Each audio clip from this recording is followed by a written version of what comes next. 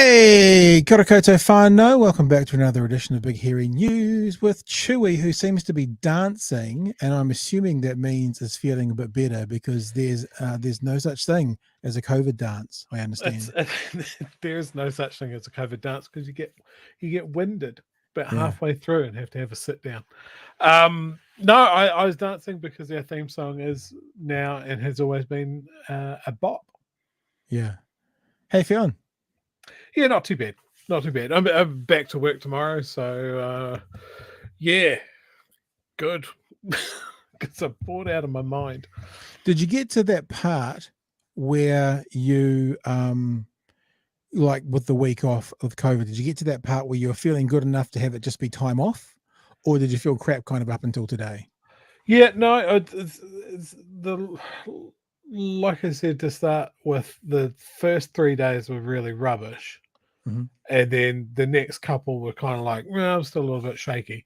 And then the last couple of days have been pretty good. I've noticed that when I'm out walking the dog, I'm a bit more puffed walking up the hill than I ordinarily would be. Yeah. But outside of that, I think I'm just going to listen to the advice of all of our experts that we've had on this year that have said, just take it easy afterwards. Yep. So stop all that gym rat behavior, please, Joey. I know you like getting to the gym 7 times a week, but stop that, please.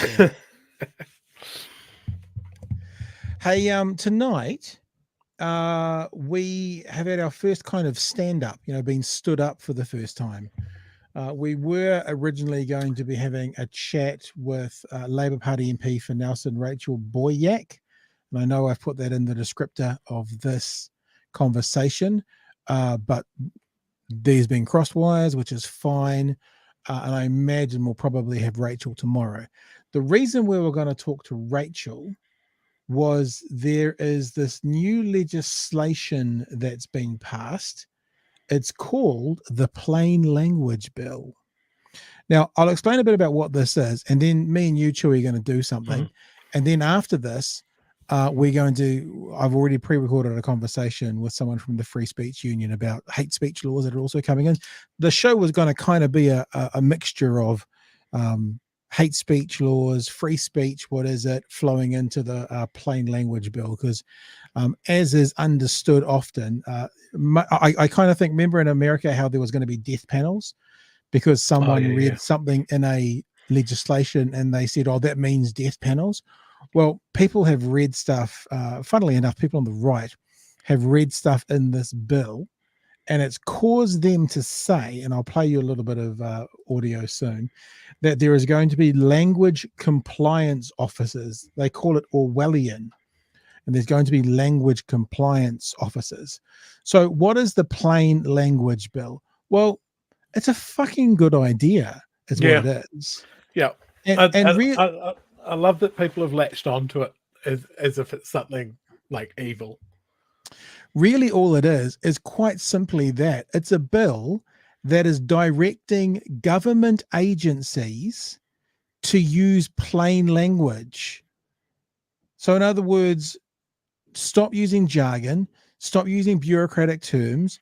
The people, the voters of this country who pay your salaries need to understand what the fuck you're talking about. And this is legislation introduced to do that. So here we go. What this proposes, this is the legislation, as we always like to go straight to the facts. The Plain Language Bill is a member's bill in the name of Rachel Boyack, who we were speaking to tonight, who hopefully will come on board tomorrow. It aims to improve the effectiveness and accountability of the public service. So this is legislation aimed at making bureaucracy better, but the right have seemed to have found a way to criticize it. accountability of the public service by requiring communications to be clear and accessible to the public. The bill would create plain language requirements, including requirements for using plain language in documents. So what they're saying is if you pick up documents from government agencies, they're going to need to be able to be understood by Joe Public, not full of you're not jargon. going to need a lawyer to interpret it for you. Yeah. The bill is going to require to appoint plain language officers, and this is where the right's gone off on, with responsibilities for plain language, a reporting framework for how agencies are complying with plain language requirements, and the provision of plain language, which is feeling quite weird saying that 12 times in a row, guidance by public service commissioners. Now, what the right has done has come out with this little bit here, the plain language officers, and they've said it's Orwellian. Now, I assume that's because they're going to be armed, right? Yeah. So later on in the bill, it talks a little bit more about what these plain language officers are, and we have it for you because that's what we like to do. So we don't have to listen to a commentator saying this is what it says. We just look at what it says. And you can see this is somewhat of a working document because there's bits that are crossed out, but this is what a plain language officer is. A reporting agency must appoint a plain language officer for the agency or more individuals within or outside the agency whose responsibilities include educating agency employees regarding the requirements of this act. In other words, they have to know how to use the act and tell the people within that agency how to use the act. And they have to deal with feedback from the public about the agency's compliance with this act. In other words, they're going to be dealing with the public in case there's still not decent plain language in these legislative changes or bureaucratic changes. So they're going to be the point of contact between the public and the agency when it comes to, I don't really understand what they're saying, and they have to ensure that the agency complies with this act. Now, what the right has done is they've called it Orwellian as New Zealand government introduces language compliance officers. Let me play this for you. Opinions on. We've had a couple of pieces of legislation from the Jacinda Ardern's government. One again tackling hate speech, supposedly. Another tackling something to do with language compliance or some weird kind of idea. And there's also this whole issue of how the Maori language now seems to be supplanting English. And how can this possibly be beneficial to a well-functioning democracy? Jonathan, take us through it. So we're going to leave it there because we're going to find out more about it because I'm going to play you another clip. Now, I've already had the conversation with Dane from the Free Speech Union, and the bit I'm about to play you, I actually play in there as well. But I think it warrants playing again because I just want to actually show you how, well, it's only one commentator, but how often does the right say, see what the left does? Because they're citing one person. See how the left thinks? So I'm just playing their game. This is how the right are responding to this idea of having people within a government agency to hold that government agency accountable to make sure they communicate with the public well, accessible, and easily. That's what these people's positions are. This is what this one particular commentator, how he decided he'd describe what was going to happen because of those woke lefties in Wellington under that horrifically communist leader, Jacinda Ardern.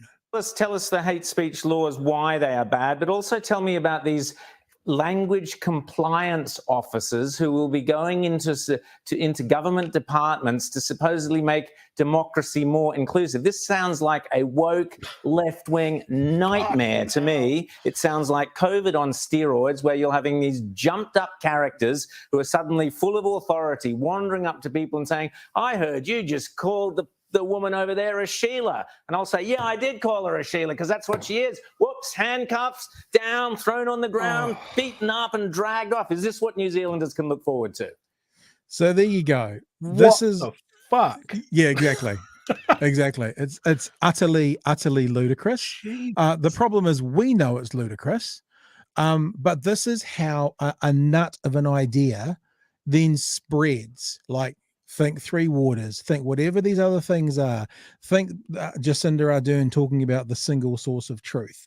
You know, the one little thing, a commentator picks up on it, and then all the other commentators reflect what this person is saying. What they'll say is, some people are reporting, and more often than not, normally when that happens, it's within the same agency saying it. Some people are saying, yeah, that was the guy before you on the same channel as you. He's the some guy saying. So they're taking this idea and they're turning it into an Orwellian. They're going to control our speech in government agencies, and if I call her a sheller, I'm going to get thrown in prison. So before anything else, Chewy, do you want to have a response to that? Oh, just that I'm glad that Sky News never really got a toehold in here. That's insane. That's Fox News. Well, I mean, there's a reason it sounds like Fox News, I guess. But yeah, I'm interested to see how a New Zealand commentator is going to answer that barrage. It's quite out of character for here. Yeah, it's actually really interesting. I because I watch everything, and that's my YouTube feed. As you can see by what's being recommended, I watch all the news channels and a whole lot of Taskmaster. The looks of that thing. So it pops up on my feed, right? And I watch it occasionally because this is what I like to do for us here, and then we can disseminate it for you. So we watch it so you don't have to. But the commentators on Sky News Australia, I mean, Fox News can't hold a light to some of these guys. Like, honestly, they're more like Newsmax. They're normally like One America. Those groups, they really are. They're so out there with some of their commentary. Although being fair, which I don't need to be, but I will. You know, I see 7-minute clips at a time, and obviously it's a 24/7 news network. But what they promote is certainly that. So if it's what they promote, you would think that's what the content is to attract people in. So that's what it's about. Now, I'll say a couple of things. Right, the first is, I think Labor in general has a real problem with their messaging. And I think they use words and phrases that can easily then be picked apart and used like this. I actually think the idea of the plain language officers, it's not a very good use or a descriptor, because I can see how someone might choose to nefariously and dishonestly spin it as, you know, the speech police. Like I can see the connection. Whilst I don't agree with it, I can see it. And even though I've already mentioned it, Jacinda Ardern talking about being a single source of truth, that was a terrible way to word it. We've already talked about Three Waters the last 2 nights. The wording and the messaging from that has been really bad. And the other one was Jacinda Ardern at the UN calling free speech a, quote, weapon of war. It's like, I really think that Labor has a problem with their messaging. I don't know why. It seems to be more, maybe it's because typically on the right, they're more simple because they're simpletons, more likely than not. Maybe this is that kind of the elitist lefts. They try and explain things in a really extra clever way. Maybe the speech writers are trying to, you know, use a turn of phrase that's quite catchy, where, as I think sometimes it seems to me, and I've just given you 4 examples of it from Labor, the way they word things, literally the specific phrases they use, is actually harmful to the message they're trying to get over. And I think it does them a disservice, right? So that's the first thing. Joey, what about you, sir? I'd agree with that. I mean, there's a comment in the chat at the moment about the single source of truth. Now, the moment that left Jacinda's lips, almost, it seemed like various people ran it out of context. It wasn't so much a misquote, it was just out of its context. Oh, the government's the only source of truth. Can't listen to anybody else. Rowdy. That wasn't the context that it was given. Well, it wasn't. Doesn't matter. Yeah, but it sort of was. It wasn't really the context, but what's been pointed out what Jacinda Ardern was saying in that situation. And look, I'm preaching to the choir here, is that because COVID's only just gotten to New Zealand, we have the best information. Now, see, the way I said it is much better than single source of truth. Like, we've got the most up to date. We've got the latest. We'll disseminate that all to you. Don't get caught up in Uncle George's Facebook feed from Alex Jones. You know, the way I just worded it there was much better, but it was saying the same thing. Because the problem is they weren't the single source of truth. Because remember, COVID had been around the world, and there was other places like other countries, other government agencies, other health professionals from other countries in the world that also are offering, good advice.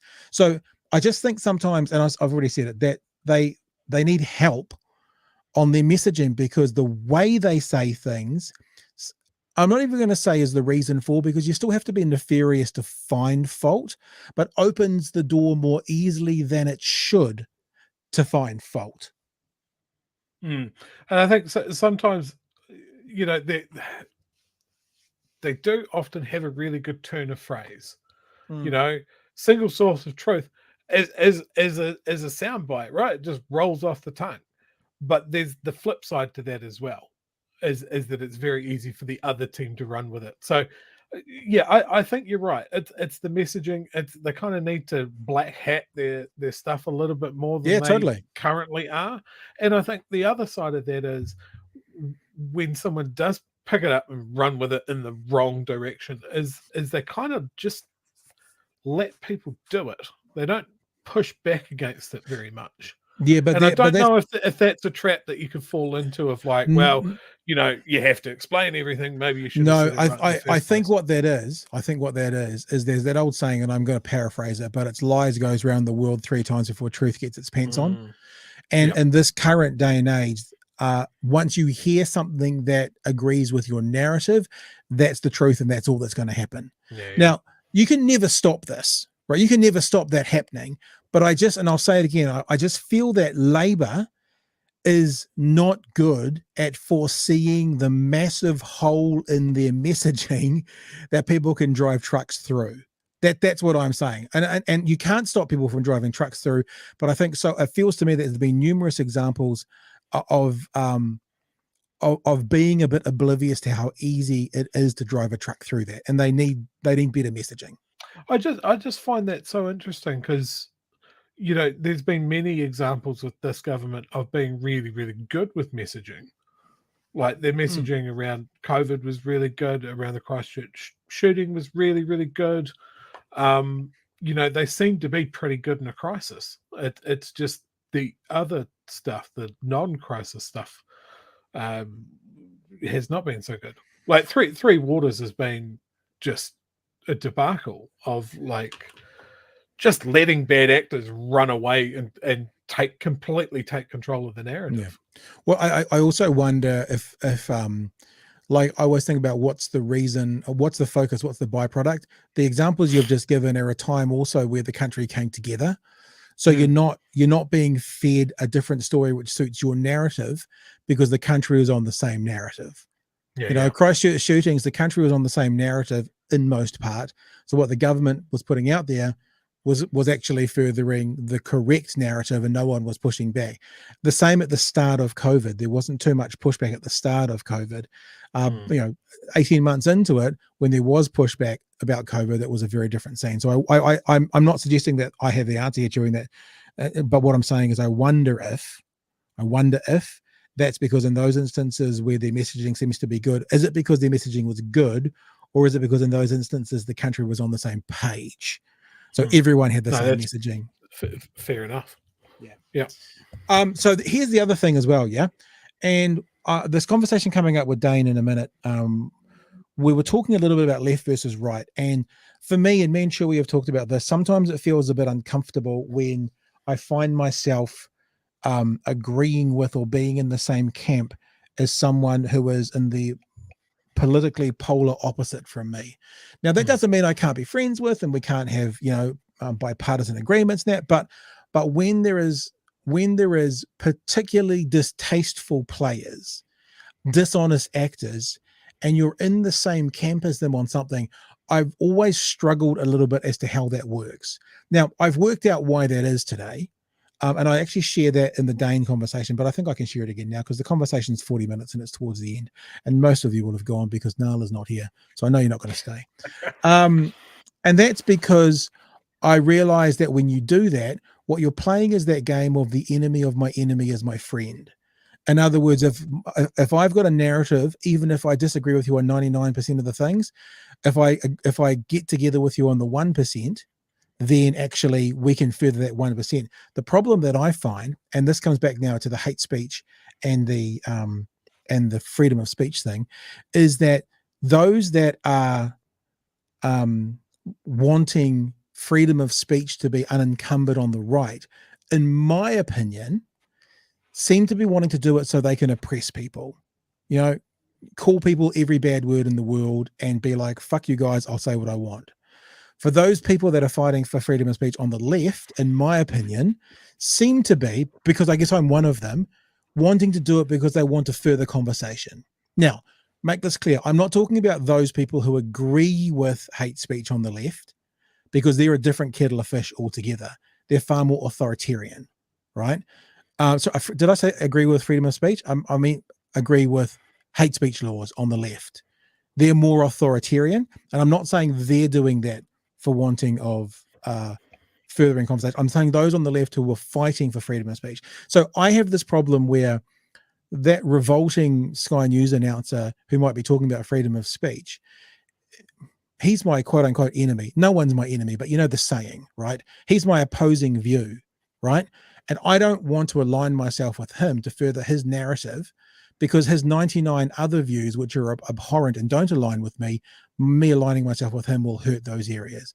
Now, I know that turns us into an isolation, but I'm going to leave my full conversation there because I get into this with Dane, and I'll explain a bit more if you stick around, and you'll hear there's a few more steps for me to make that perfectly clear. But what that led us to, and this is where we get into the political compass, Chewy, is that we don't live in a world of left or right anymore. We live in a compass, right, which is left and right, authoritarian, libertarian. So no longer are we on the left or the right. We're now on a, for want of a better word, a 3D compass. And I'll bring up an example of this. And I mean, again, I'm preaching to the choir. You guys know this. So here's the political compass, yeah? So this is what you're looking at. These your left, these your right, these your authoritarian, these your libertarian. So on the left, you've got people, everyone from Stalin to Mandela, but very different, very different sort of ways of doing things, authoritarian versus libertarian. On the right, you've got kind of Hitler down to, I guess, some of the founding fathers like Jefferson. This is an American thing. So, conservative views, but some wanting more freedom, some wanting more control. Trump and Reagan right up there, Bush up there as well. Ironically, Obama up there when they're looking at policy. So what I've realized, and we're not talking about this again, I said we wouldn't, to do with what happened with me and Chewy that time, that the left piled on us, is that's because they're up here, right? They're left and authoritarian because they're basically saying, do it our way or else. So that's where they will be sitting. And yes, I know I'm generalizing, and if they hear this, they might not be happy with that, but that's the reality. They want to suppress speech. That puts them up here. Whereas maybe, in fact, both Chewy and I have done this test today, and we'll give you our results. That's not where I sit, even though I sit on the left, which then comes back to this conversation about when you classify yourself as on the left, it can be a very different on the left because of, are you closer to authoritarian or are you closer to libertarian? Are you closer to, what I say goes, I'll make the rules and you'll abide by them? Or are you closer to, whatever you decide is good for you? What's good for you is okay. I've been talking for a long time, Chewy. Your thoughts? Yeah, I obviously you sent me this earlier and says, "Oh, have a go at this, Chewy." I'm pretty happy with where I landed. Actually, let's not reveal that just yet. I'm in good company. Why don't people in the text, and there's lots of you watching at the moment, if you know us, where do you think Chewy and I have ended up? I mean, I've said all the way through this, and I'll just repeat it, that we approach the world from the political left. Where do you think we ended up, though? Like, if we were any one of those characters, are we going to be the green, like libertarian left? Are we going to be the red authoritarian left? I mean, to be honest, and I'll show you Labour, for example, you can be on the left and still sit technically on the right when you're looking at actual policy. So there's Labour from the 2008 election. In fact, there's ACT, there's National, there's United Future, New Zealand First in the middle, and there's Labour. Here's something that I found that's interesting. Yeah. 2008 Labour, they're a little bit on the right. Now, this is based on this institute's looking at their policies, right? So that's what it's based on. 2011, they're pretty much in the same space. 2014, Labour becomes a little bit more authoritarian, but they're pretty much in the same place. 2017, bit further to the right, bit further authoritarian. 2020, much more authoritarian, much more to the right. Wow. Okay. So based on their policies, according to politicalcompass.org, Labour, our left-wing party, when it comes to their policy and practice, is a mid-right, mid-authoritarian party. And that, I think, will be echoed by a lot of people talking about freedoms and rights taken away from Labour. This also echoes into the, what do we think about freedom of speech? What do we think about hate speech laws? I think this plays into it. Chewie, it's the first time you've seen that part of it. What do you think? Yeah, I mean, I've often described myself as a Labour voter who votes Green.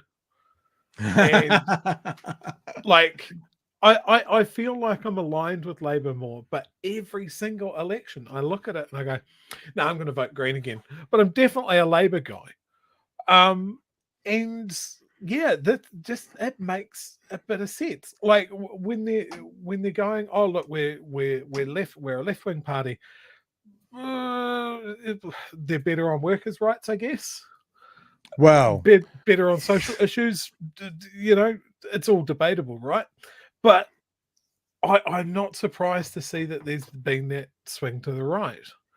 And this is why I think a lot of left voters that aren't voting on colour are sort of a little bit disillusioned. And I think this is something that going into an election, Labour's got to be really, really sort of conscious of.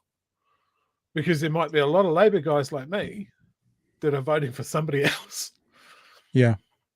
Yeah. And look, I also think that a lot of people for a long time have talked about, I haven't left Labour, Labour's left me.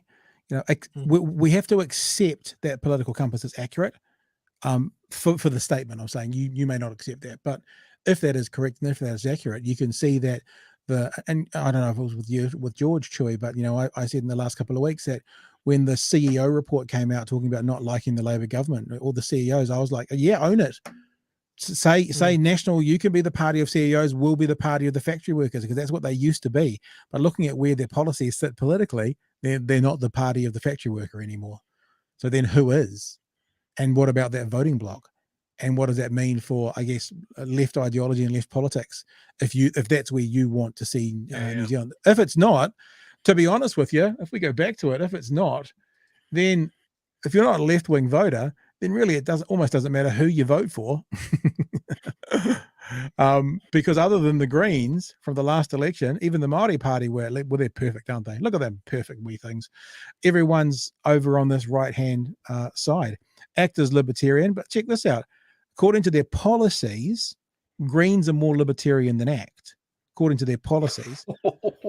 And that's according to Political Compass, because I think a lot of us think about things like hate speech laws and think about suppression of speech and think about, you know, the pronoun conversation.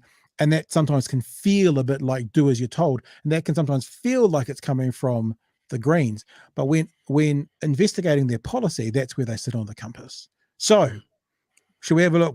I'm a bit bummed you sent me yours, Chewy, because I was going to reveal it together at the same time, sort of thing. Oh, okay. Right. Sorry. That's all right. That's all right, because I get to do this. I get to show yours. Show me yours. I'll show you mine. And what I was thinking was we'll put these two up on the Facebook page, and you guys should go and do it. I saw Chewy put the link into the chat, and then tag yours onto the Facebook page. I'll do that from tomorrow, okay? And it would be good to see where you guys are at, and you know, if you want to have a bit of fun, do it yourself. It's only 6 pages. It's probably 50 questions, 40 questions. It's not that arduous. So here's Chewy. Here we go. Da-na. Quite libertarian and very on the left. The only political party down here obviously is Green. Where do you think I came out, Chewy? Well, I just want to point out that I'm very close to Mandela, as I've always thought that I was. You're kind of in the triangle between Marxism, Chomsky, and Mandela. That's the called the Devil's Triangle. That's where you are. I'm going to say that. Do you reckon I'm more or less libertarian than you? I reckon you're a bit more libertarian, but more to the right. So kind of in this area. A little bit further over to the middle. This sort of area? Yeah, maybe somewhere around there. So the other thing, it's a bit like doing some kind of test, right? Is you can, it depends on the day. the way the questions, the one thing about the questions is there's no neutral. So you either have to strongly agree, disagree, or strongly disagree. And some of the questions I was like, I don't know if I really agree or disagree. I'm kind of feeling a bit neutral, but so you have to pick. So I suspect it can change depending on the day and how you're feeling. But I think it gives you a bit of a rough idea. You ready, Chewy? Don't blink because you'll miss it. You'll miss it. The devil's triangle. Very good. Should we have a look at Very that again? good. Look, this is you. See if you can tell the difference. This is you. This is me. Oh, that's so close. You, me. You, me. So as far as I'm concerned, you are an authoritarian piece of shit trying to control me. Because look, I'm more libertarian than you. Yeah. Well, that's fine because I'm going to have a camp for people like you. We'll get you good and re-educated. But that's interesting, isn't it? Look how close we are. I mean, so maybe that's one of the reasons that, nobody respects us or respects this show, because they only get one perspective and nothing else. What would be interesting to know is if, like, where you and I differ on those questions, and I haven't done that, but and so really, if you look where we are down in that bottom left-hand corner, then as Chewy said, Mandela, Chomsky, Marxism, the devil's triangle. We're down on this way, aren't we? Don't know whether it's good, bad, or indifferent. I remember that I did it once before, and I ended up right on Gandhi. I thought that was kind of cool. And so now I've moved so Gandhi is what? Like 3 down and 5 across. So where's Gandhi? So Gandhi is like 3. So Gandhi is like here. So I've gone far more libertarian than probably the last time I did this. Don't know why. Maybe I'm just sick of being told what to do. Don't tell me what to do. And that's where I am. So look, I mean, when people talk about, oh, look at these lefty, we don't, I mean, could we be, as Chandler would say, could we be any more obvious where we sit politically? What show have you ever heard or seen before that goes, oh, no, we got no bias. Look at us. Let us show Right you our undercarriage. Right in the middle of a big green square. Free Soul wears a beret as well, comrade. So there you go. Wouldn't you love to bloody get people to do that though? Yep. Like all the time. I do it for days. Yep. So I will put those 2 images. I'll make mine a little bit bigger than Chewy's, and I'll make his a bit blurry and mine a bit clearer, so mine stands out a bit more. Tomorrow I'll put them on the Facebook page. And if you want to get involved, then it would be quite interesting to see some of you guys going and doing. Where's our Facebook page? There it is. There. To go. We should collate them. Do your own. Have a listeners overall one. Yeah, we're going to start file. Chewy's going to start a file on you all because he's more authoritarian than me. I'm like, sweet as you guys just be what you want to be, but Chewy's going to make a file on all of you, and he wants to know your details and where it actually goes. Is that right, Chewy? Can not confirm nor deny. So there you go. Now, this is all a part of the conversation, talking about the sort of free speech and hate speech conversation, because I think that one of my little sort of boggles at the moment is this idea of, I mean, I'm not the kind of person who's going to go throw people under a bus because they're different politically from me, but I have always had that situation where I've kind of gone, you are a disgusting piece of shit in your views. I don't want to feel like in fact, I've heard you say this, Chewy. It always feels bad when, for example, you agree with Hosking. I've heard you say that sort of thing.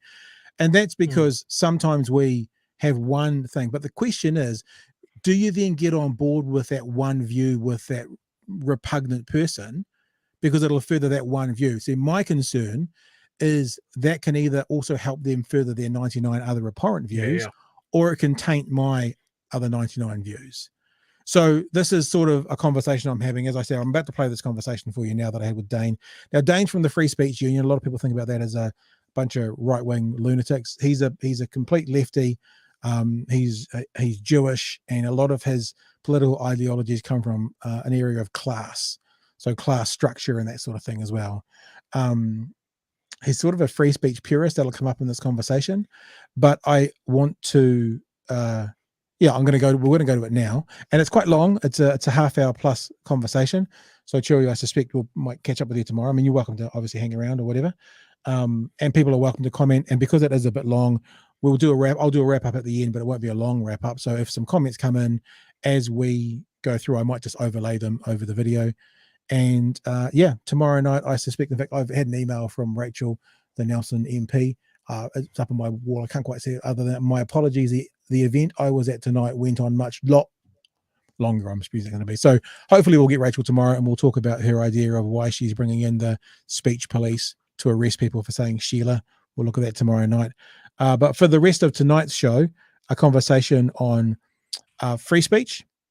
And the reason we're talking about it is because the government is talking again about bringing in hate speech laws, which we can maybe touch on afterwards if you stick around, Chewy. But if you don't, we'll pick up again tomorrow because, I have some issues and concerns around hate speech laws.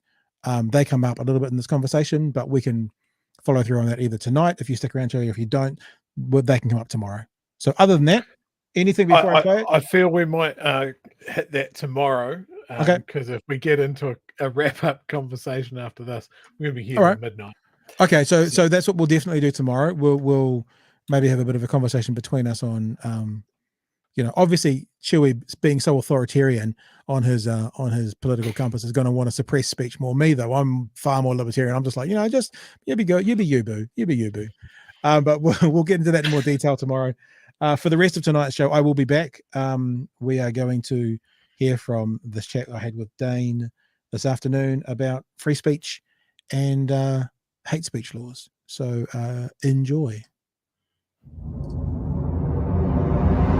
Joining us tonight, comedy writer and producer Dane Giraud. We're going to go with Giraud. Very good. Thanks, man. I like the sounds. It's fantastic. Having a French second name does very well on the dating scene. Let me tell you that. I don't know why. Stereotypes, Yeah. I always impress my children with the Chewbacca sound, which is ooh, so I can do that kind of rolly back of the throat thing. So there you go. Great. You'd be a pretty good Hebrew speaker too then. Oh, there you go. Maybe on another day. That's right. Hey, Dane, thanks for joining us. To be honest with you, I saw a clip on Sky News Australia today. I saw it on the internet, where a couple of people were talking about free speech and hate speech, the hate speech laws that have been talked about in New Zealand again. And one of the people was someone from the Free Speech Union. And I went, I know someone involved with the Free Speech Union, Dane. Yep. So that's why you're here. That's why we're talking about it. The idea of hate speech laws coming into New Zealand. Well, I mean, it sounds like the government's saying they will be in place by the next election. It sounds like what they're saying. And I think it's an important thing for us to talk about. So why don't we just kind of open the floor to start off with, Dane, and I'll just throw it to you. And you can let me know your thoughts on hate speech laws and legislation in general, and we'll just flow from there and see where we go. Sure. So do you want to, what are your thoughts around legislation? Oh, my thoughts. Oh, okay. I thought you had another question for me. My thoughts around hate speech laws generally. Yeah. Okay. Well, I'm a member of the Jewish community. And so hate and combating hate is something that's on my mind a lot. Sure. I mean, we have an 8-foot fence around my place of worship. I know when the massacre in Christchurch happened, my daughter had her bat mitzvah probably 2 weeks before, and as far as we were concerned, I mean, for the genuine far right, it's a flip of the coin.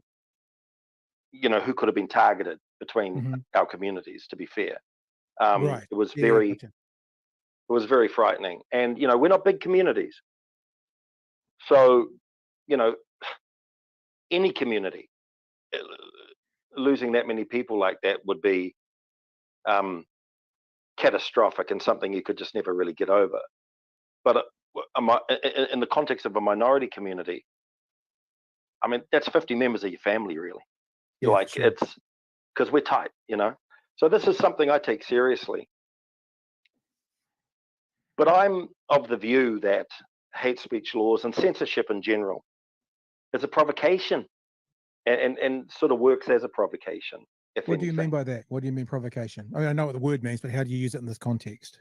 Well, I'll use it in the Jewish context. Let's talk about Kanye West, right? Yep. So Kanye West is in the news because if we have to. Look, I love the guy's music. Yeah. He's a talented musician, but he's got psychological issues, or or mental health issues, and he's assistant. He's the stuff he's been saying isn't sort of Nazi adjacent. It's like it's it's as bad as it gets. It's from the playbook. It's from the playbook. He's just opened the playbook and he's just narrating the playbook, basically. It's really full-on stuff. Now, I can understand an Adidas not wanting to do business with him anymore and saying, we're out. I don't think that's exactly well. It is cancelled. He's been cancelled by them, or they're cancelling a contract. They're ripping it up. That's fine.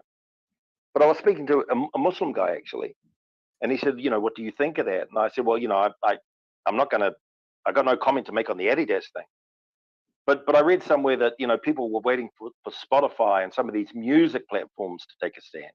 Mm-hmm. That I'm against, because if you take away his music, right, then you're punishing his fans. Right. And once you start punishing his fans, we get it in the neck again from his fans this time. Gotcha. So the Jewish community. There's every chance of that.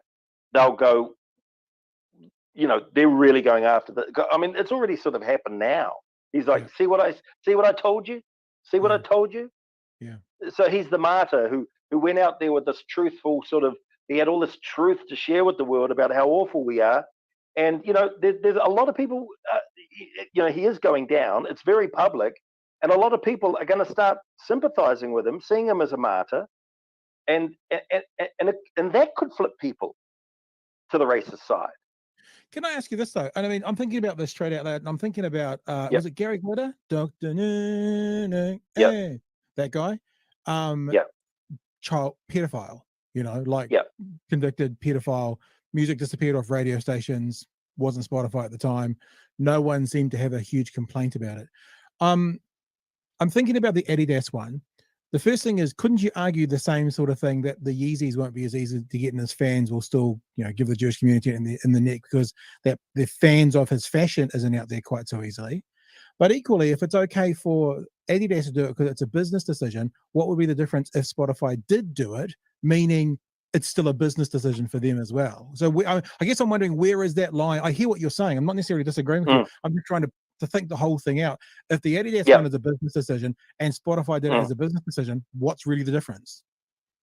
Well, there's still going to be blowback from the Adidas decision. I've been reading some threads. I've been looking at this and reading a lot of threads from America, and a lot of people in the Black community who are like, we're with you, and they're trying to do this to you and that. I mean, there's a lot of that rhetoric out there now. Point taken on the shoes. There are going to be people that are going to be, upset that they can't get access to that. But music is, I still think music is different. Art is different, because once music is out there, art sort of doesn't belong to you anymore. It really belongs to the people. Okay. And I can just see there being real strong pushback at that point. It's interesting, because I don't, like I said, very, very clearly and very bluntly to you and to everyone watching, don't disagree with you, right? But I like to step back and go, what does this mean? What does this mean? And when I take one step back, I kind of go, as a business, they can do whatever they want. It's not cancel culture. It's a business decision. And if whatever Apple, music, radio station X, Spotify decided to take it off, it wouldn't, and I know you didn't say this, but it wouldn't be cancel culture. It would be people making a decision based on what they think is best financially, best business decision. Now, they might be wrong in that. Adidas might be wrong in that business decision, but as a private business, as a not a public entity, by the way, I mean private business, I don't have any problems with them making the decision necessarily either way. If they decided to keep him, that could also blow back and be the wrong decision. I guess it's just a business decision. But I'm looking at it quite black and white, and I'm not part of the minority that you're talking about that will get the blowback. But I'm wondering a little bit about, like I said, where is the line? What would the difference be? Are you going to get more blowback if it comes back off Spotify because it's his whole back catalog, whereas next season's Yeezys are going to be harder to get and it won't be such a big deal? I don't know. Well, Well, yeah. I mean, like I said, this is a business decision, and I would not consider it cancel culture at all. But I'm just thinking pragmatically. Yeah. And lots of Jews will disagree with me, but I think it's very easy when you're speaking about this kind of stuff and talking about racism to say, well, you know, there must be consequences for his actions. Give this sort of behavior no quarter. Mm. You know, just ban it all. Really show people who are thinking about saying this sort of stuff, speaking greasy like this, that it will never ever be tolerated. Right now, that's great. It's strong. You've got a line in the sand there, very clearly drawn, and everything. But it's like anything that works on paper. Yeah. There's a consequence for your speech. Okay, everyone likes to say that. Oh, there's a consequence. Yeah, there's a consequence for speech. There's a consequence for censorship, and we don't talk about that enough. What is the consequence for censorship? Because there is a consequence for censorship, and there's many different examples where we've seen unexpected consequences, and also censorship creates a lot of invention. People get around this stuff. They find ways. They change the language if they have to, if they've got a point to make. Yeah. And it's almost like, I kind of see it like it's the metaphorical turning the sprinklers on. Mm-hmm. People normally entrench at that point. They don't shrug their shoulders and just go home. That's what concerns me. Everyone wants to talk about the consequences of speech. Sure. I accept there are consequences to your speech. But what are the consequences of censorship, and are we thinking them through enough? Yeah. Because it's not a theoretical thing for me, Yeah. I got to be pragmatic about this as a Jewish dad. I need to be pragmatic about this. Yeah, right. And sometimes I even think I need to be. I mean, I would probably talk to more people than a lot of other people would try talking to try to even build bridges between people that are probably quite nasty. Probably won't work, but I'd be prepared to give it a go. I just think that censorship to me is the last place I want to go, really, if I can help. So as you're talking about consequences, before you started talking about that, I was thinking, it feels to me kind of the cornerstone of free speech is say whatever the fuck you want and then accept whatever the consequences are. So Kanye West example, he can say what he wants, not do what he wants because there's criminal activity, but say what he wants, and there are the consequences for it. But you're right, the idea about what are the consequences of reducing speech. Specifically, I want to talk about the proposed laws coming into New Zealand as well. Let me bring up a little article here from the New Zealand Herald. Kerry Allen targets hate speech suppression as she settles into justice portfolio. And look, I won't go through the whole conversation, but it says here, in the wake of the 2019 Christchurch mosque attacks that resulted in 51 deaths, a royal commission determined the current laws in New Zealand do not, quote, provide a workable mechanism to deal with hate speech, end quote. There is a section of the Human Rights Act that criminalises some hate speech, but it's flawed and does not provide credible foundation for prosecution, the inquiry determined. One of the things actually from the Royal Commission, and I have the whole commission here, because there is a lot of concern around what will and won't be, quote unquote, criminalised. And the Royal Commission says this: we consider that concerns about freedom of expression are met with a very high threshold for liability, requiring the prosecution to establish an intention to stir up, maintain, or normalize hatred towards members of the protected group. So whatever group under the Human Rights Commission that protected group would be. And specifically criminalizing explicit and implicit calls for violence against such a group. Now, I want to throw this back to you, but before I do, I'll tell you my concerns around this legislation in general. And as we always say in this, it's the devil is in the detail.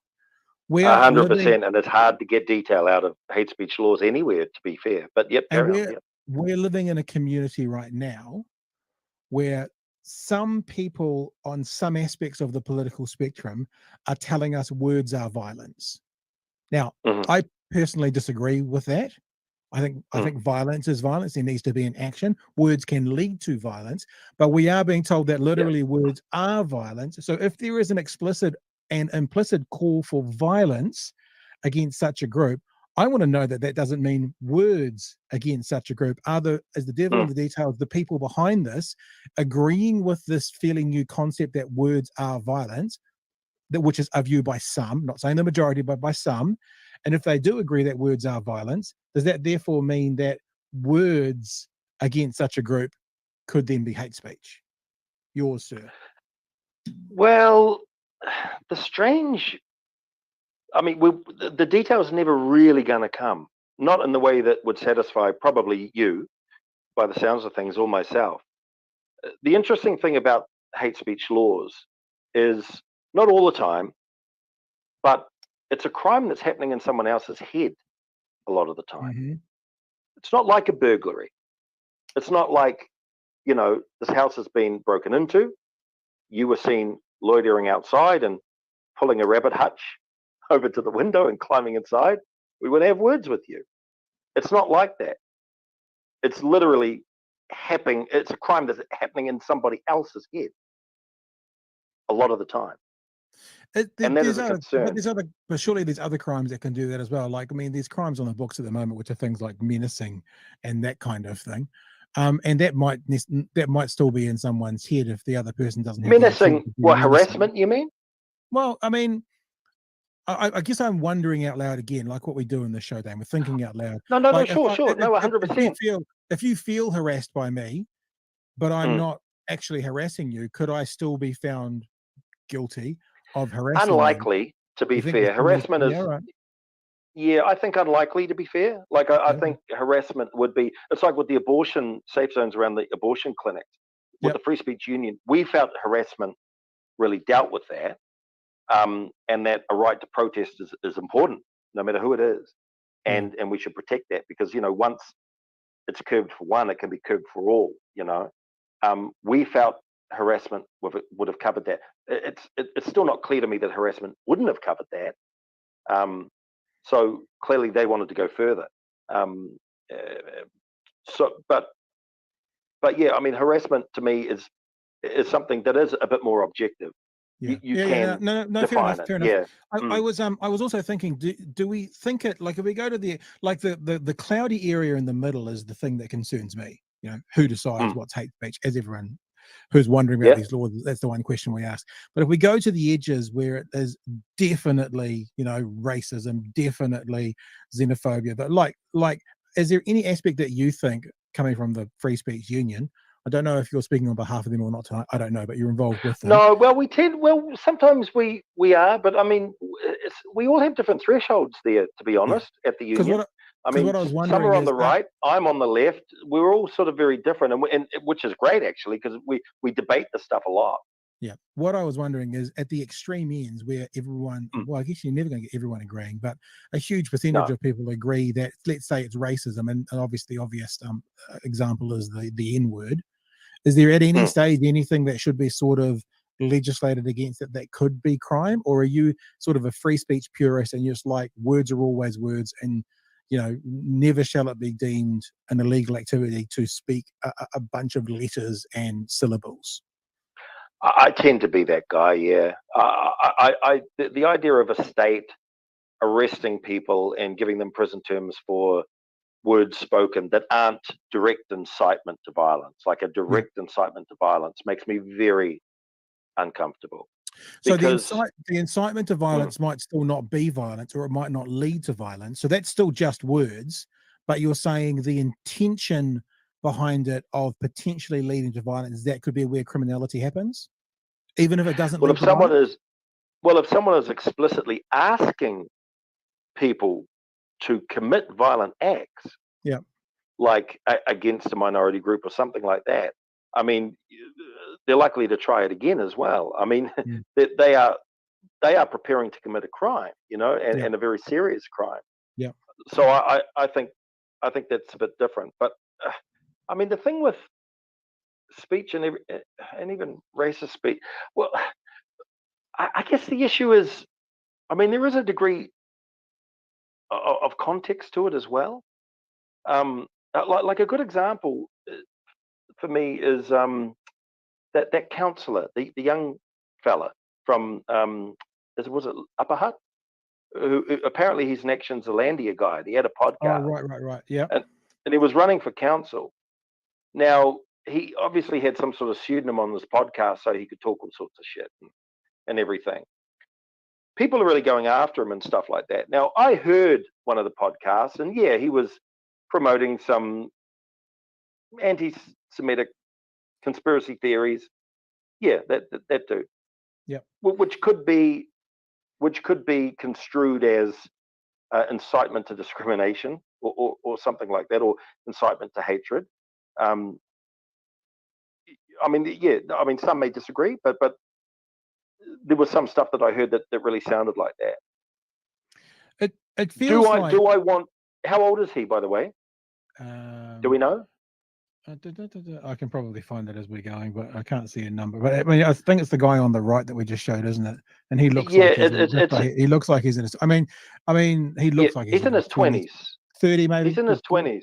Yeah, well, at a stretch. Yeah. Now, I don't like hearing racist stuff about myself or my people and all of that. I hate that. I don't want that.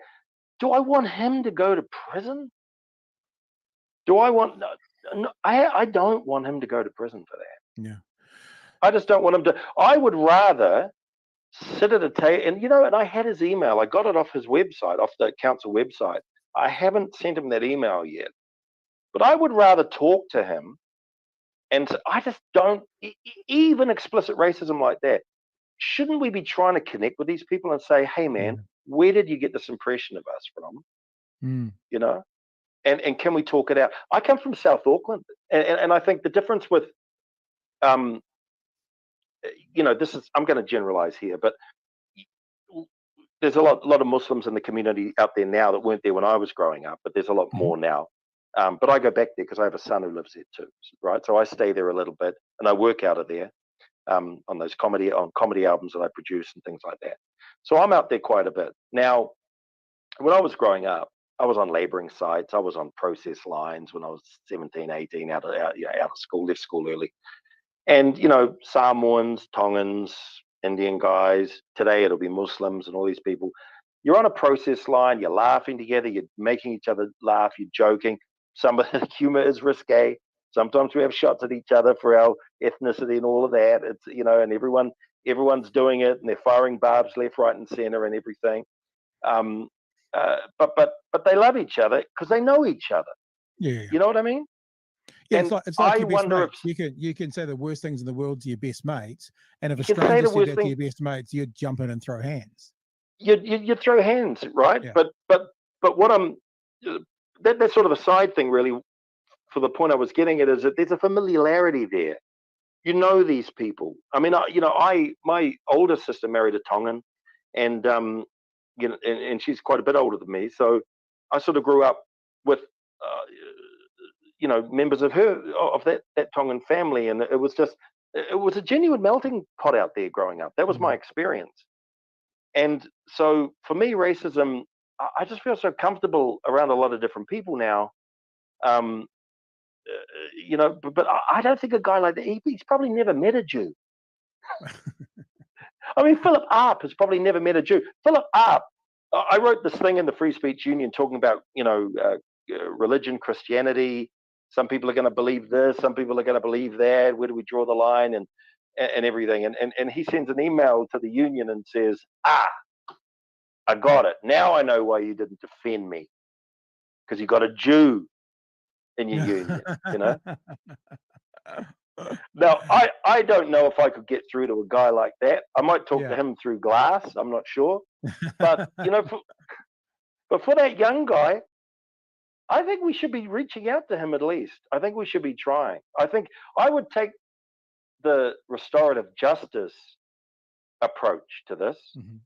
If there has to be any sort of state involvement, which I'd like communities to drive it as well, to be honest. I think the state getting in the way and between us is quite problematic, because it aligns us with political parties. It aligns us with, and that's, so if you don't like the political party, you might be inclined not to like us as well, so I think it's a complication we don't need. I'd rather we drove it as communities without the state getting involved. But we should be sitting around a table and trying to get through to a person like that in his 20s. I don't want his life ruined, man. Maybe I'm a compassionate guy at the end of the day. I'm not sure, but people say stupid shit. You've identified yourself as being on the left, and there's one other thing I want to touch with today, and I feel like you and I could probably talk for 2 hours, and I've got another conversation to get to tonight, which I can't spend forever, unfortunately. So we'll have you back on to talk about some of the stuff and talk about the documentary you're working on at the moment if you want to come back on. Great. But you identify as being on the left, and the Free Speech Union often identifies as we're a broad church, we're left and right and centrist all involved with this. My experience, and I'm sure you'll disagree, but I'll tell it to you anyway. My experience specifically about those who are fighting for free speech, right? Forget the great unwashed who aren't involved and are okay with restrictions on speech. But for those who are fighting for free speech, is in general, the right wants to be able to use bad words and not be called out on it. And the left want to be able to have access to any conversation.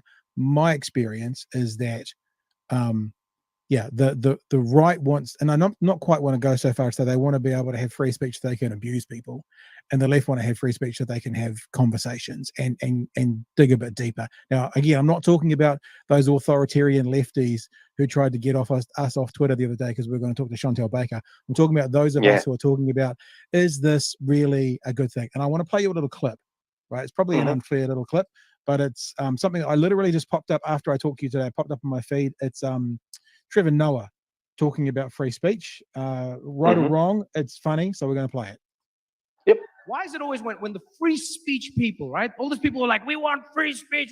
Why do they never want to use their free speech to say words like perambulate or pusillanimous? Like, it's never stuff like that. Have you noticed? They're like, we want free speech. We want free speech. You're like, okay, what do you want to say? Nigger. Like, really? All the things you could have said in the world, every word, everything you could have spoken about, all the issues, what do you want to say? Then any other word? Niggers. Feels like he doesn't want free speech. You just want to hate on people, right? Again, my experience is that, and obviously Trevor Noah speaking to his experience, and he's obviously running in some very left circles in the US, so he's probably talking about those on the right in particular. But I also wanted to play you a clip, one of your guys who was on Sky News today, I might not mention, but I saw it today, talking about this thing. And it's not about the Free Speech Union guy, it's actually about the host, right? So the host here is asking questions about free speech. I don't know too much about Rowan Dean, but Sky News Australia has become a bastion. It's basically Trump City. It's Fox News on steroids in America. And I just wanted to play his response to what's happening in New Zealand. So it's more about the host here, not the Free Speech Union guy, and the kinds of things from the right that he is putting out there as why free speech is important to him. Listen, the hate speech laws. Now, this is really disturbing in the sense that in New Zealand at the moment, there's been a big push to be more inclusive of the Maori language, the so-called iwi, the different tribes. There's a lot of new language coming in. I'm going to show you this poster. Here's a poster for a pop group which was sent to me called 660 or whatever. But you can't see it closely, but I'll just take it down, but just show you briefly. It's all in Maori. There's not a word of English anywhere in there. Now, if you listen to, your various TV shows, Jacinda Ardern addressing even the United Nations, there's a lot of Maori coming in. Surely there are plenty of people, I said a large proportion of people in New Zealand don't actually speak Maori. How are they responding to this push to make this almost the national language? Of course. And what happens here is your guy, I'm sorry, I don't know his name, but your guy almost has to push. Jonathan Ailing. Jonathan Ealing, almost has to push Yeah. back against him because it seemed to be a bit far for him. Although I don't know where Jonathan Yeah. sits politically, but it seems like from some of the things he was saying, he's one of those people who would sit on the right amongst your group. That's what from his responses it felt like. But even for him, he was like, I'd call him a true conservative.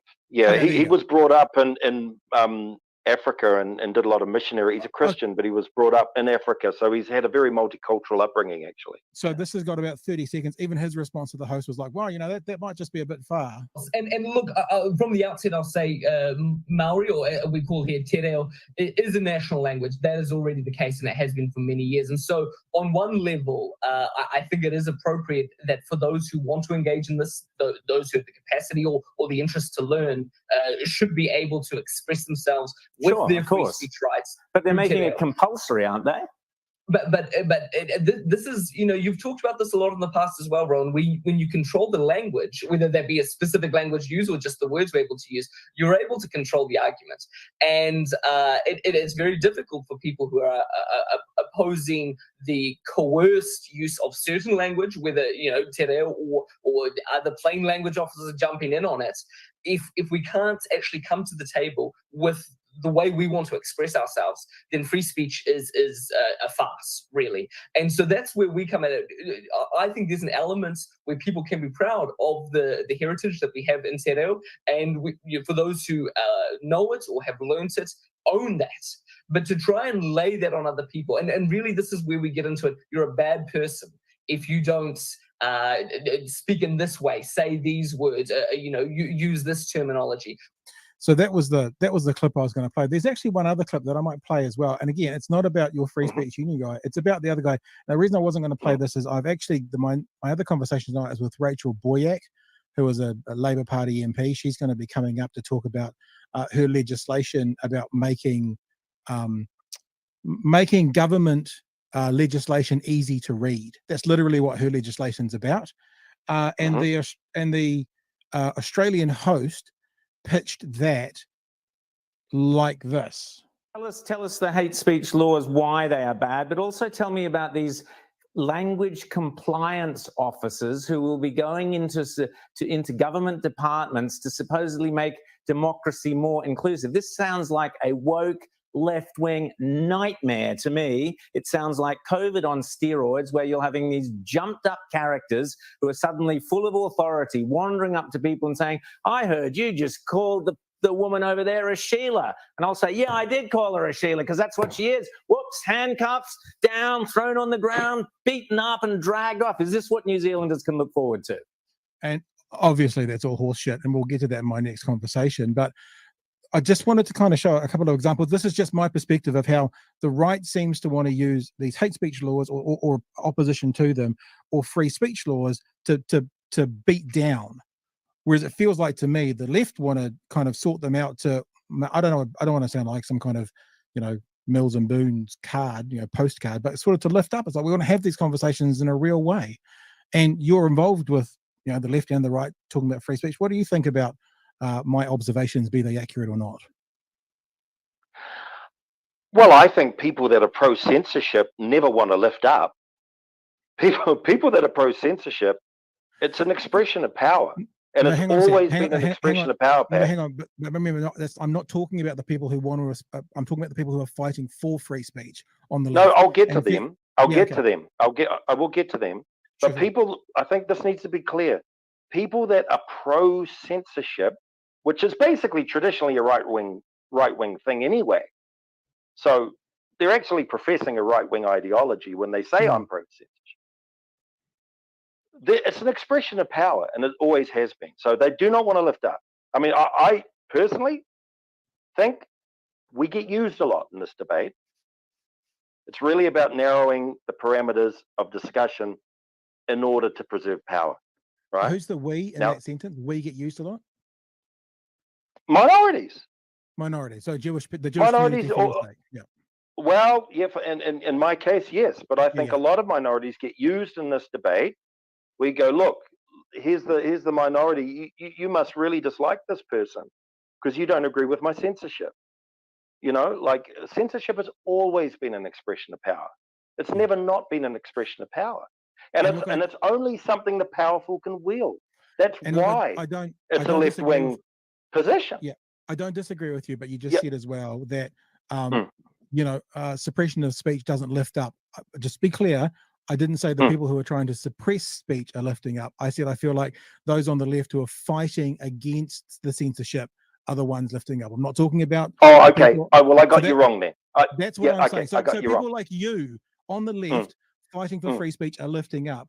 People on Are the lifting up, right yes. fighting for free speech. It feels like they're trying to oppress or trying to say Okay. bad words. I absolutely butchered that. I made a point that I wanted to make, but I butchered That's your fine. point. So But that's fine. apologies for that. I'm No, not no. disagreeing with your Okay. point. I just want to make sure you knew when I say the Yes. left lifting up, I'm talking about the people 100%. fighting for free speech on the left are lifting up or trying to have honest dialogue. Those on the right fighting for free speech or fighting against hate speech. It feels to me like I just wanted Yes. to be mean to people, like be abusive. That's what it feels like. It's probably a generalization on both sides, to be perfectly fair. I mean, there are leftists that who are pro free speech that may have another agenda for all I know. I mean, I don't think we can be blanket with everyone, but on a certain level, I don't care. Yeah. And I'll tell you why I don't care. I'll Yeah. tell you why I don't care. The right, because how old are you, man? Will you disclose, or is it top secret confidential information? I'm 50. I can say I'm 50. I'm not quite 50 yet, but I'm damn close. I'm damn close. Okay. Well, I was a meddler back in the day, right? Yeah. So I lived through the 80s, and I lived through satanic panic and Reagan and the right trying to shut down art and coming after even porn, all of that stuff. It's a threat. Look, it was about safety. For them, it was about safety, as it is with the identitarian left today. It was about safety. Same arguments in many ways. They're the same arguments. A lot of them were the same arguments. It's about societal cohesion. All these arguments were exactly the same. So the shoe's on the other foot, and now they're like, oh, I'm losing my speech, right? But at the end of the day, I don't care, because Jonathan Rauch, who's a fantastic, I don't know if you know of him, fantastic free speech advocate, gay man, American, wonderful. We did a live Facebook Live thing with him. He's a left-wing, wonderful guy. His quotes are just amazing. And he says, free speech isn't a friend of minorities. It's their only friend. If you look at history, it's our only friend. What a lot of people don't talk about with censorship, say around the trans issue or the gender thing, right? Mhm. That's actually an internal, for the most part, that's an internal conflict within that community. A lot of lesbians are the gender critical feminists. Yeah. So this is an internal fight that's going on. Like, minorities within minorities are often victims of censorship and hate speech laws. So I don't care if that guy sounds, like a dickhead. What can I say? But he's doing it for the wrong reasons, sure. But he'll end up helping minorities. So this is to wrap up, right? This is the thing that I thought of today for the very first time, because I've always struggled a little bit, Dane, when it's funny, we were going to talk about the political compass today, and Chewy has done one, and I've done one, and we might not talk about it tonight now because this is taking a bit long. We might talk about it tomorrow night, and we're going to reveal where our political compasses are. So from a lefty libertarian, which is where I sit, I would call myself a lefty libertarian, pretty much. Yeah. I'm concerned sometimes. I struggle sometimes where I find myself with a right-wing authoritarian finding common ground. And I realized just today for the first time watching that Sky News show that saying the enemy of my enemy is my friend came to mind. And I think that's a really dangerous philosophy, because what typically happens in one of them, whether you're the enemy or whether you're the other enemy or whether you're the friend, someone in that circle typically gets shat on and used for nefarious or for the other person's narrative. And I just wonder today, for the first time, I wonder, and I'm not saying who's the enemy and who's the enemy and who's the friend. I don't, just for whatever it is. I wonder today, watching that, there might be some free speech stuff that I agree with, but I could never go on that guy's show because he is a fucking asshole spouting out the worst right-wing talking points. And I don't want to further his fucking asshole talking points narrative, even if we agree. And by the way, this is no criticism of Free Speech Union going on. I'm saying for me, even if we agree on one aspect, I think what I've realized for me personally today is I can't do the enemy of my enemy is my friend thing. I think that's my little revelation for today. Okay. I mean, I mean, on Māori language, I did a lot of Māori broadcasting, like about 7 or 9 solid years. So I've done a lot of work in language revitalization, actually.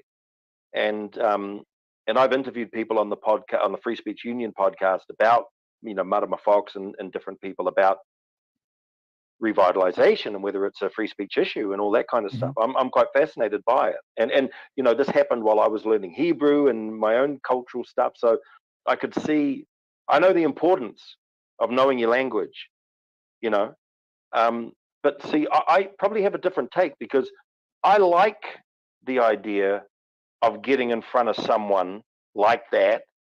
And I think Jonathan, I mean, he artfully did a segue that kind of worked, and that he did his best with the guy, but you could tell he wasn't really into it. But he did. There was a degree of pushback, right? Yeah. I mean, maybe he could have gone further, but this is no criticism of him, by the way. I don't want to. Oh, no. I'm not saying it is. I'm not saying. No. I'm not saying it is. I'm not saying it is. It's a personal choice. But the thing is that is he able to speak? I've got if you got like a minute, let me. We've got like 2 minutes. 2 minutes. Okay. I know some people that support the Free Speech Union are distrusting of Muslims. I know that. I'm aware of that. So what do? I get a Muslim imam who supports free speech, and I put him on the podcast. And then I post it on the Facebook. And it's like, oh, wow, that was unexpected. Yeah. So if I'm going to have this captive audience that are a little hostile, I can do stuff with them. I can put minorities in front of them, give them a long-form interview, and maybe change their mind or give them something to think about. I think the difference is you have the position of power there. Like as an example of going on that host show, the host is in the position of power. So the guests for that host show further the host's narrative. You're the host in the instance you're given. So your guest is furthering your narrative. So I think that's what it is. I don't want to go on, and I'm not saying anyone's ever going to ask me, but I don't want to go on a show to further a narrative which I think ultimately can be or is harmful, even if we agree on one or two of the topics. That's kind of what I ask. But I actually think you're robbing the world of your. I mean, you're a very articulate, smart person. They can come and see me. You could go. Well, they can, but you could also enter into new. I mean, what if a couple of people who were on the right started following you after that and thought, this guy's got good things to say? I mean, we got to get away from these bubbles. I go on and challenge the guy, because I mean, these guys are wrong. They're wrong. Yeah. He's wrong about Māori language. Let him know he's wrong. Yeah.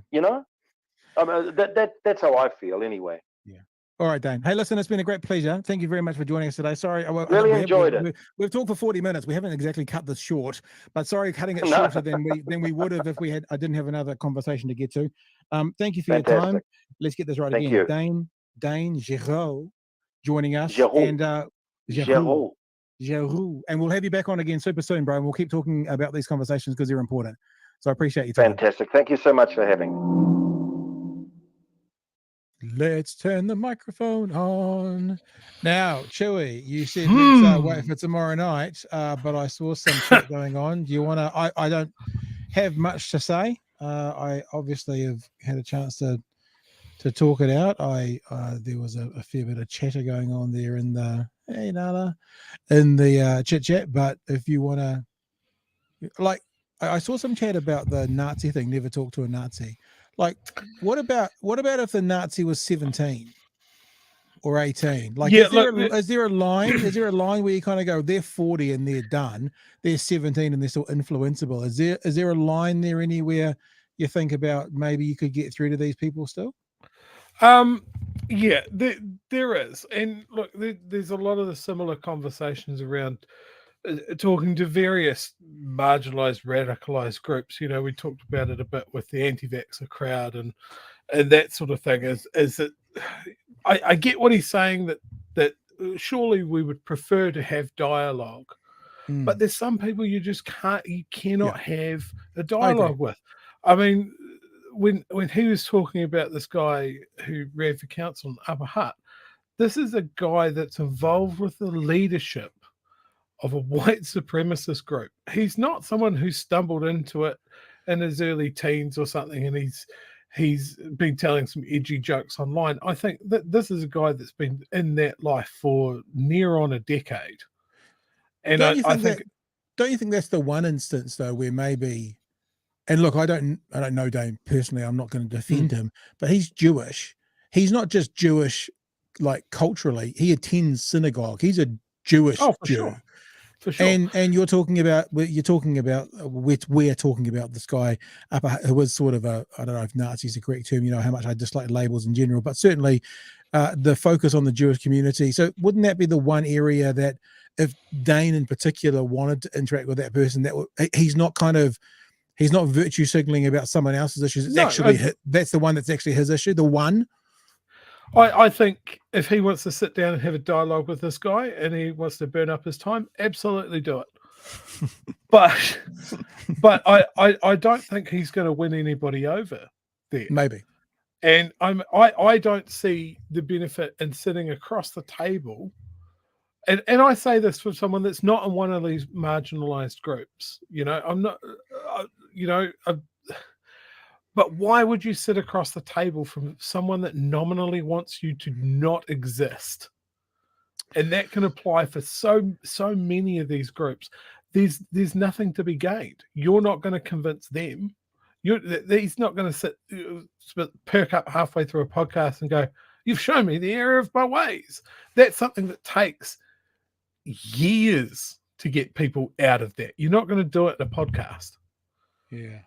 You know, I've said it in the chat. I think it's honorable for people to have the empathy to do it. But there's so many people out there that are in these marginalized groups that or are dealing with the really nasty, hardened fringes of these groups. And we all know where the dance is going to end. It's going to end in the same place. So there are some forms of speech that I just cannot get there. As I said in the chat, we all got together, we had a big discussion about some of the things that the Nazis thought were a good idea, and we all just generally decided that over about a 5-year period that no Nazis, we're done with that one. We don't need to relitigate that. I like the thought. It feels weird putting up one of your texts in the thing, but so it's a bit meta. But this idea about intellectual exercise with no stakes, I don't know if I entirely agree with that, because he is Jewish, and obviously there has been some. He's talking about anti-Semitism, but in general, not pointing necessarily at Dane, but in general, we do get involved in academic theoretical conversations when we have no stakes. I mean, both you and I have said many times, we're not marginalized. Like, we're not one of these groups, so we can't understand it. I don't know about this idea about why would you sit across from someone who marginally wants you dead. It just reminded me of this story, and I found it, which is why I was looking off to the distance. I wasn't ignoring you, Chewy. I was doing research. This is a CNN story, I think from last year or from 2020. What happened when a Klansman met a black man in Charlottesville? This guy here, and look, I haven't got all the details for you. He talks to Klansmen, and he has a collection of Klan robes from people he's turned around. Right? He is the subject, the target of these Klansmen. And and look, he's obviously the exception and not the rule, because most of us can't do this and can't get through. But I guess I kind of go, I don't want people to give up entirely, because if they did, this black man in America wouldn't be talking to these large number of people in the KKK and helping them come out of the KKK. So these are the robes that you can see that he's collected from people who he has gotten out of the KKK through interactions with him. So I don't want to sit here and go, so there you go, everyone can do it, because not everyone can do it, but some can. I would also accept a collection of scalps. Yeah. But that's probably just out of frame. Maybe. You But know, you know look, what I mean? Some we- can we- sit across from those people. I'm not saying I can, and I'm not actually standing up and saying that Dane can. I don't have a clue, but some can. Some can break through for some reason. I think when you're talking about groups like the Klan and I think specifically racist groups, perhaps there is a common thread there with other marginalized groups. You just need to start speaking the same language. Right. But I'm sure that the conversations that he's having with people, and I can only imagine the enormous reserves of empathy and patience that man must have to get through to these people, that it's not a quick conversation that's ended with, oh, you've convinced me, here's my robes. Yeah. That man would have put in some work. Yeah, and he yeah. also wouldn't have got through to all of them. It's also it's proselytizing, like in religions. The best way to convert someone is to spend a lot of time with them one-on-one. So I'm not saying that I'm not suggesting that he's also the example for everybody, because as I said, not everyone can do that. But I guess what I'm saying is, me, Chewy, it's both a strength and a weakness. I do struggle with absolutes, like the whole never talk to a Nazi. I struggle with that because I know there's a guy called Christian Picciolini who I've done on a podcast with. He's a former white supremacist. Yeah, I'm familiar with him. Yep. Yeah, well, I interact with Christian probably once a year, once every 8 months, and he's going to come back on and do another podcast with us. And now he spends his time getting Nazis out. So his job is to kind of speak to Nazis, and that's what he does. So I guess for me personally, without using this as a defense, to say, so everything's okay, so we should keep on going, I also can't go the other path and go, we should never do it either. So I go, what I guess I hope is that the people who are best equipped to have those conversations are having those conversations. Yep. And for some people, like we played Mike King last night in tears because he's exhausted with the work. He's burnt out. He can't do it at the moment. There's people who are going to be, and I saw some comments in the chat about people who just can't have these conversations anymore. It's time for a break. It's time for a rest. Don't do it. But there are other people who can and have these conversations, and I want to encourage those people who are meant to have the conversations to have them, and also say to the people who can't have them or don't want to, that's also okay as well. Yeah, 100%. I guess getting back to the free speech union, I just wish, if you want to take a high concept thing like free speech absolutism, why is it that they only hear from them with certain types of free speech? I think back to the last time there was a really clear comparison between what they were saying and what was going on. And they were speaking up for Lauren Southern and Peter Molyneux's tour. Oh, yeah. But at the same time, what's that? That really wealthy New Zealander was suing someone for defamation at the same time. What's his name from the Conservatives? No, it wasn't him. It was a very wealthy property owner from Wellington who's been around for decades. Bob Jones. Bob Jones was suing a Maori woman for something that she said in an article or something like that. And I was like, well, if you're free speech absolutism, surely you should be able to defend both groups, right? That there shouldn't be such a thing as defamation, But it only seems that we hear from them with certain things. Yeah, it's true that, and I mean, like everybody who's watched this, and this true, that's not me. Certainly, I'm not an absolutist. What I've always said, and I've said it probably a dozen times on this show, is if I have to burp, if I have to, if I have my headphones. What I typically do is I tend to lean towards, like I've even woken up now, I tend to lean towards more speech than lean towards less speech. That's my thing. And like I've used the example, I would never host a podcast which was Bradley. Good God, I would never host a podcast or a conversation where someone was like, so this is how you commit teen suicide, and we should promote, to these teens how they should do it. So in other words, I'm not going to do that. So I'm not an absolutist. I'm not like everything's okay to go out there. For me personally, if I'm leaning one way, I tend to err on the side of more speech rather than less. That's actually what that's where I sit. And I think we just got a comment that just all of this talk, it just Yep. boils down to this one thing: who decides what speech is hate Yeah. speech? And I Well, think the answer is the mob. Well, no, I don't. But see, that's not how legislation works. The mob doesn't decide that with legislation. Like 90 politicians decide, and that's probably when it comes to legislation. Like I said in that interview, at the moment we live in a society where there is a small sector of society that says words of violence. Now, I don't believe words of violence. I believe words can lead to violence. I believe violence, as it says in the dictionary, needs an action. Although we often talk about dictionary definitions can change, but at the moment I believe that words are not violence. Whereas the legislation is going to talk about explicit or implicit violence. And what if someone interprets that as including words? So as always, the devil's in the details. And I think that one of the concerning factors is who, as you've just said, who decides that. And it's not even who decides that in this legislation. It's who decides that in 15 years from now and rechanges the definition of violence.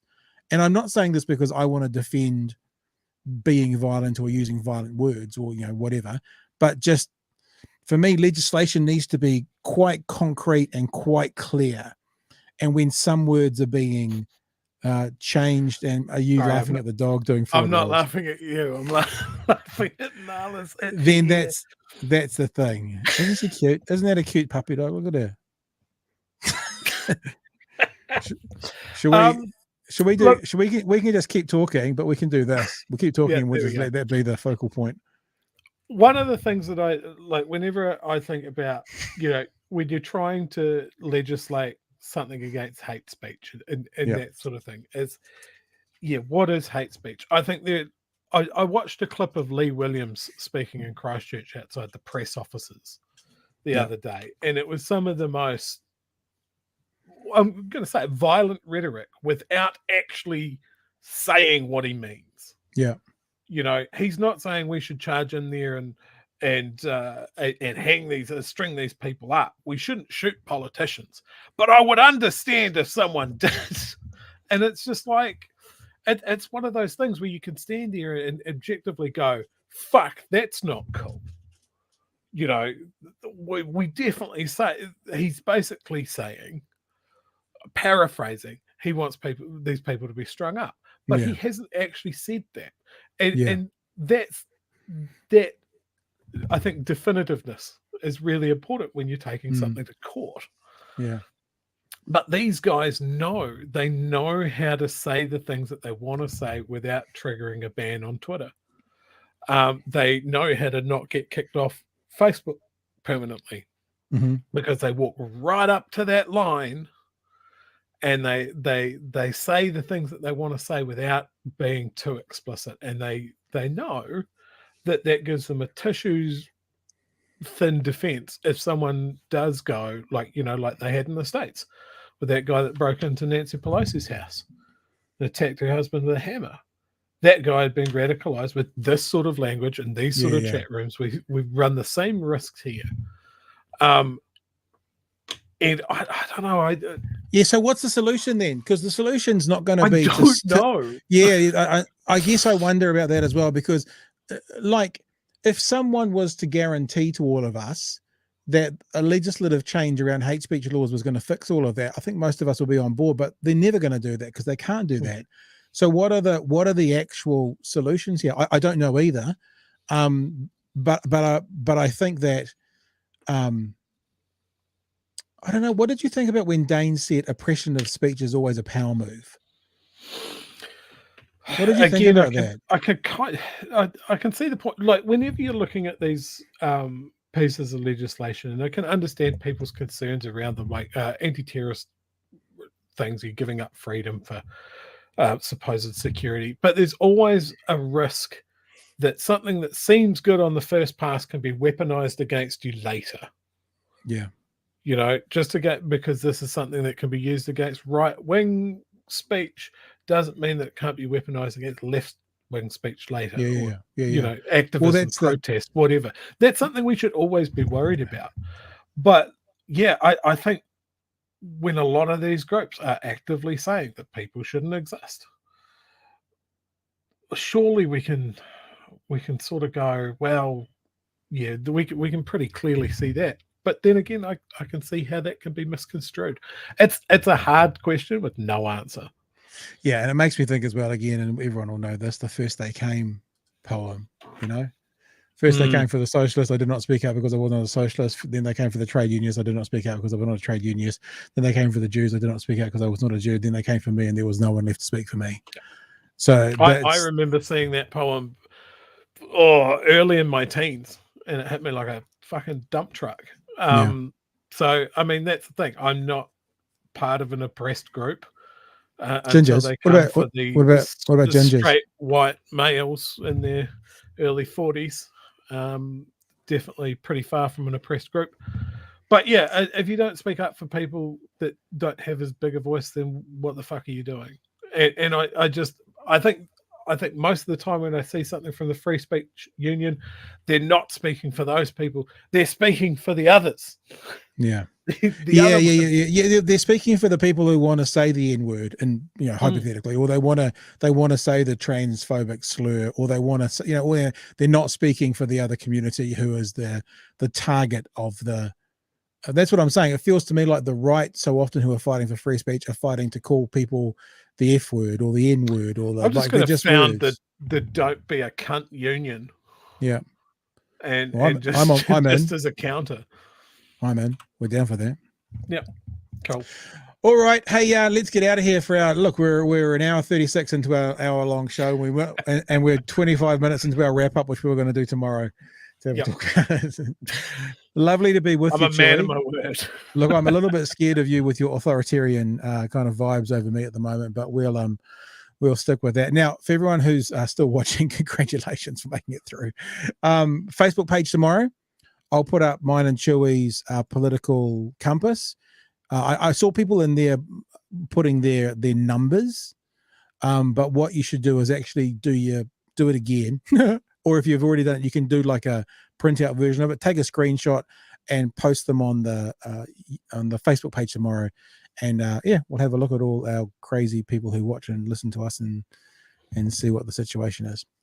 All right, team, that's us for tonight. We're done and dusted. We're off out of here, and I'll catch you tomorrow night from 10 p.m. for another edition of Big Hero News. All the best.